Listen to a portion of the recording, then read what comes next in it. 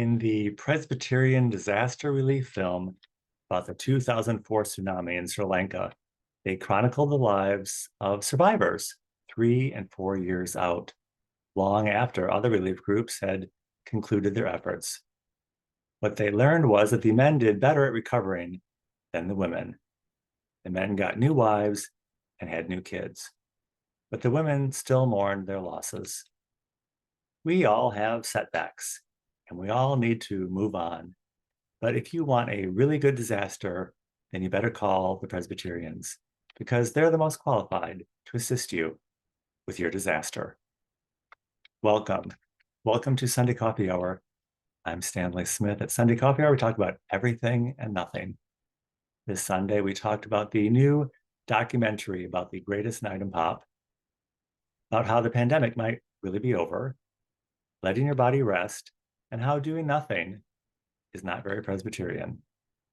The readings at Washington National Cathedral were from Genesis. I will never destroy you by flood again, but everything else, it's fair game. And from First Peter, the righteous get what the unrighteous deserve, and the unrighteous get what the righteous deserve. It's the social justice in our time.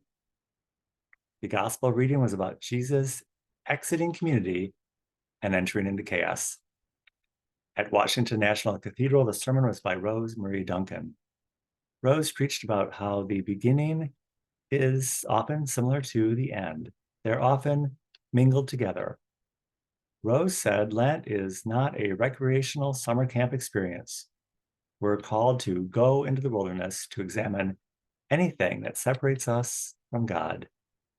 Rose said in this time of Black History Month, we're reminded of those who want to erase the narrative of Black and brown people in this country. She said Martin Luther King wrote his last book about choosing between chaos and community. If we can't create and maintain community, then we're all doomed to live in chaos. Rose said we can't ignore the threat that white nationalists present to community. When we fail to accept beliefs and truths, we devolve into violence. Rose said our country is lost in the wilderness of untruth in search of a better image of itself. Rose believes in building bridges by getting rid of our differences. God promises never to destroy us by flood again. And we can all believe in that, but it doesn't make destruction by other means untrue. At St. James, the sermon was by Lisa Hackney James. Lisa preached about the beginning of the story and how often the beginning of the story starts when we're already somewhere well into the storyline. She said maybe Lent is not any different than any other time of year, except that it makes us stop and see where we are in the timeline. Lisa said we probably beat ourselves up too much trying to be a good person. And often that's just a way to drive God out of our lives.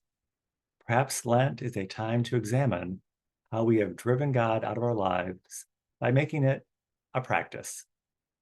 Lisa said she is always annoyed when people leave bowls of chocolate or candy out on the table just to trip us up with a temptation. But maybe instead of running in horror, we should embrace the temptation. And instead of cursing the person who tempted us, we should offer blessings instead. Maybe it's how we see it that needs to be examined.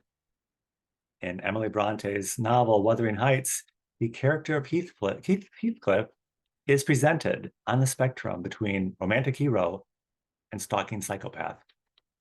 Sometimes it's a fine line. We're not sure if he's a Byronic hero or a classic Hollywood-style bad boy. All the characters in the novel are cruel, yet they also show compassion and empathy. No one is entirely one thing, good or bad, and we're not all equal or evenly yoked.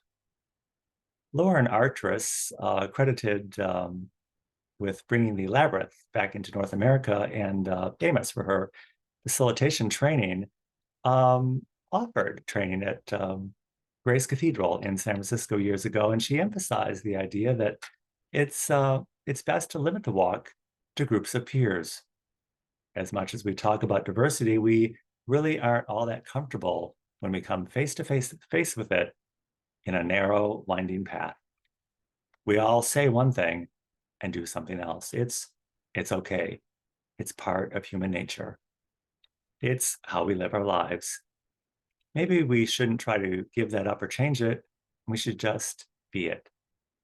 We all have a lot of concerns in our lives: crime, migration, political and social unrest. That's not how we live our lives. We go to the grocery store and plan what to serve our family for dinner. If we're conscious, we can enjoy many small pleasures in life, along with the many setbacks and failures. It sometimes seems like wicked people get ahead and good people suffer. It's not a description of the meaningless in the world, it's a description of the distortion of seeing it this way. God didn't come into this world to show us how to be God. He was trying to show us how to be human. If you would like to join us at Sunday Coffee Hour, Sunday Coffee Hour is every Sunday at 12 noon Central Time on Zoom. I will include my email in the description of this video. I'll be happy to send you an invitation. And I look forward to seeing you very, very soon.